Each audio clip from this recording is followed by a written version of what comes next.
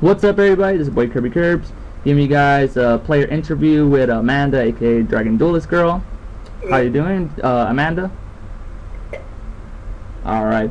So, for the people that do not know about Amanda, Amanda, what's your YouTube channel? What does your what do you do in your YouTube channel? I do art videos, I do rant videos, I do deck profiles. My channel is basically a typical YouTuber channel, just trying to share my hobbies with others.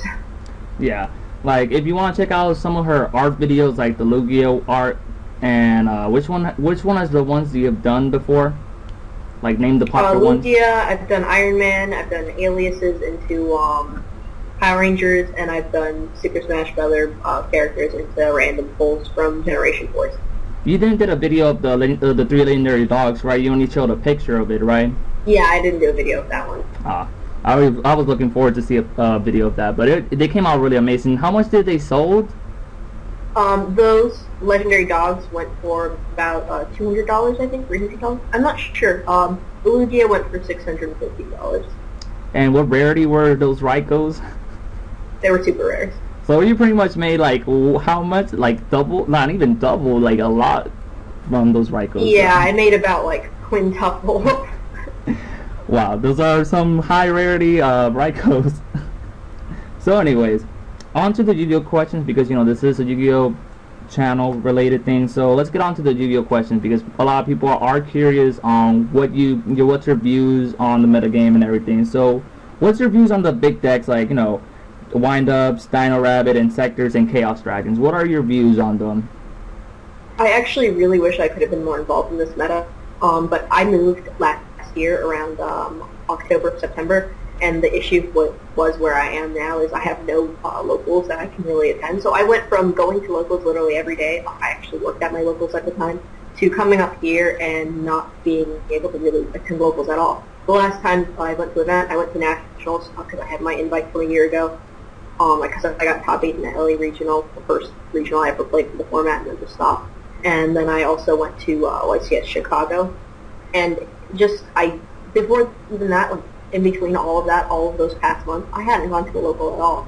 I went to a local probably twice ever since I've been here for a year now, and that really impacted me for this game, because you have to play actively in order to really know what's going on, and to be able to understand and counter the meta, obviously. But my opinions on those decks, I actually really like this format. I had a lot of people complain about it, but this is a format that gives almost opportunity to so many different decks out there. It's just that people obviously would rather look at a deck list and play it safe and net deck something like that they know is going to be successful and consistent, rather than try new things. And that's just how people are in this game. So, you get the random people that are going to be innovative, are going to pick up ideas that were discarded, like Dark Worlds, for example, was a discarded idea, and someone popped up out of nowhere, popped the Dark Worlds at OICS. Wind-Ups became almost unplayed, and then people started popularizing that again. Those are the innovators of this game, and I do think that this was actually a very innovative format that allowed almost anything to top. I like it a lot. Yeah. Also, before I move on to the next question, what do you rant for Nationals? I went to Nationals with a half-built deck because I couldn't run my Disaster Dragon.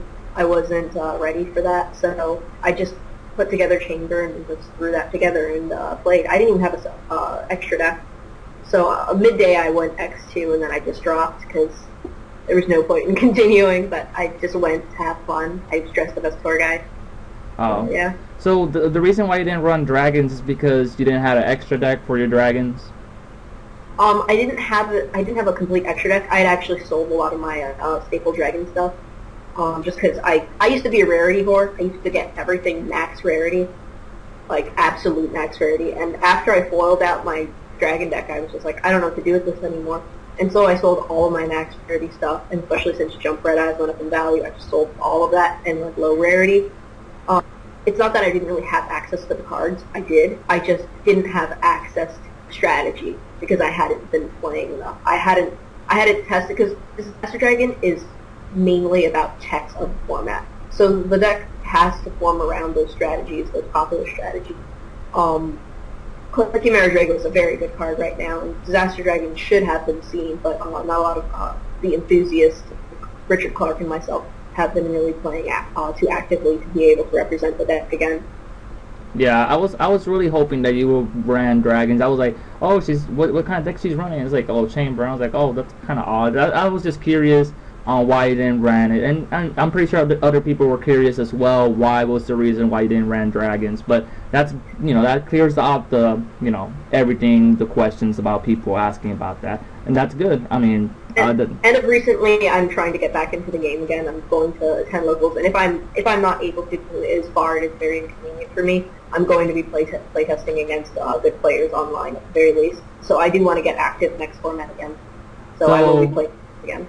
Now you mentioned about online playing. Do you think DN is a good source of practicing? It is if you're playing with people you know that aren't bad. As for playing random, of course not. Never.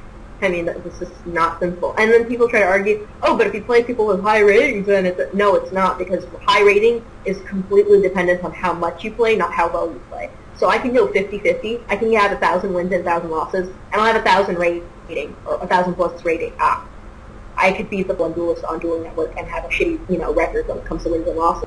And so the best thing to do is to play people you're familiar with, who are good players, and aren't going to mislead you thinking your deck is good.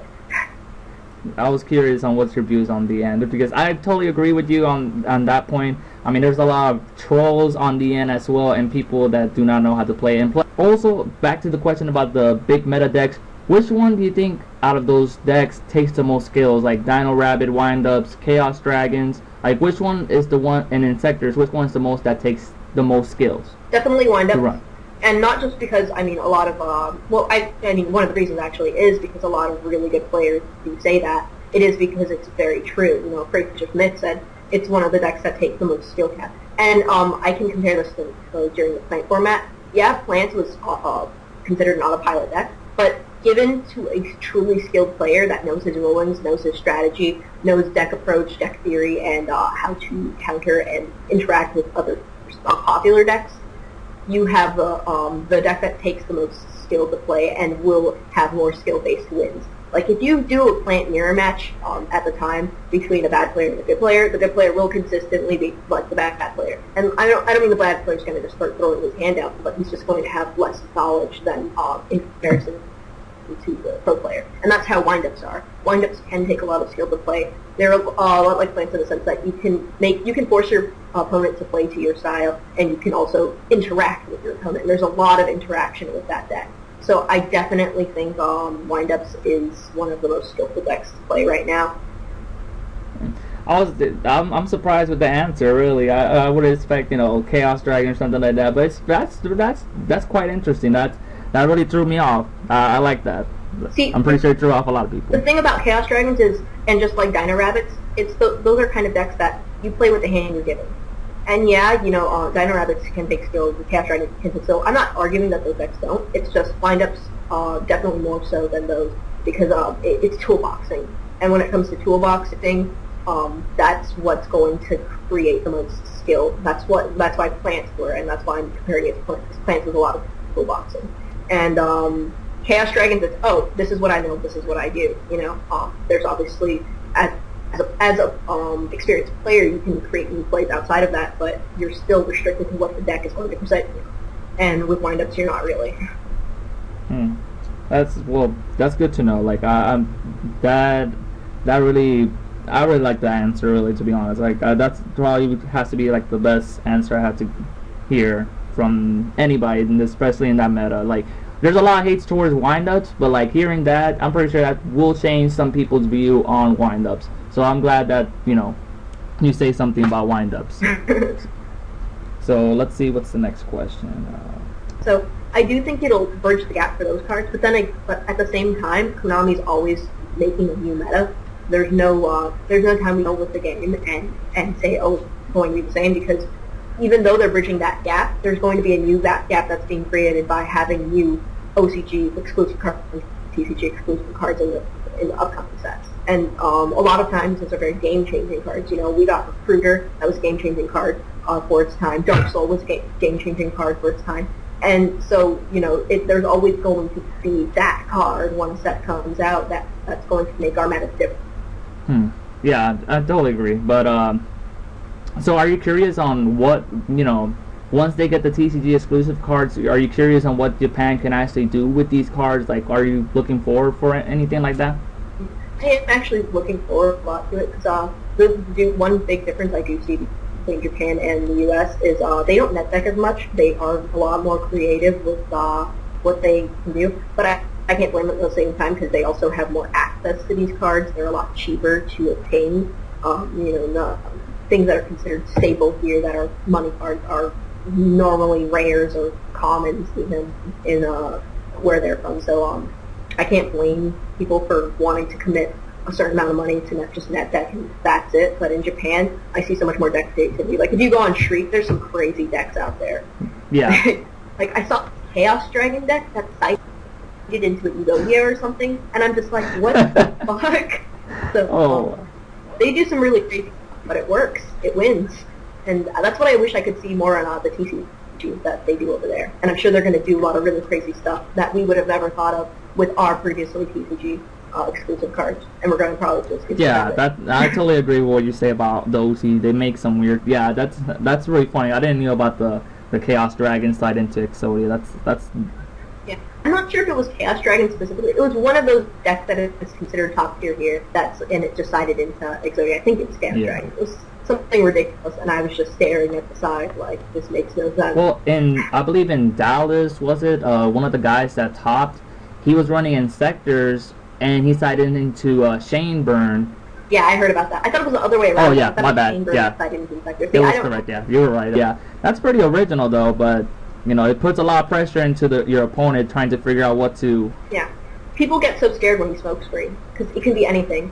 And that's why I'm one of the people that say that extra deck size, the side deck size should not increase, obviously, because you can just... When you're playing a game where, like, there's about 10 cards that are standard for every deck that you put in, then increasing that side deck size is only going to promote you being able to a completely different deck, which just makes everything so much more confusing and chance-based. So that's dumb.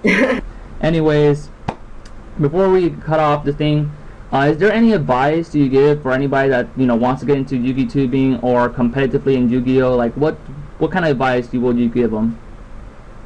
If you're trying to do Yu-Gi tubing and you want views, don't do generic content. Like someone on the interview show that I was doing the other day on the stream, they asked, they got a really big viewership for one specific video that they made for a deck list that they talked with, and then they got partnership through it. And then they tried making more videos, and they were like, why am I not getting views anymore? And I'm like, well, what videos are you making? And he's like, well, I did a deck profile with Chaos Dragons, and I didn't get any views. So that's the problem right there. Don't make generic content. Everyone's doing that. Everyone's doing Chaos Dragon deck profiles. Everyone's doing the Rabbit deck profiles, and that's probably the most generic thing you can possibly do. The people that are going to want to search those decks are going to search that have got first place with them, or very popular players like Billy Brave. And if you're not those people, then you're not going to get any traffic search because it's going to be something that's very, very overdone because everyone's playing it. So if you want content to get views, you want something that works, but it's also more original or more obscure than something random, like, not random, but something that's actually generic and overdone, like the top decks. So if you have tech advice, stuff like that, people do want to see that. Also, don't talk monotone in your voice. Try to have a little more charisma when you talk. Otherwise, people are going to be like, oh god, you're droning on and you sound like you're a zombie. I don't want to watch this. It's hurts people's attention. Also, try to keep it short and sweet.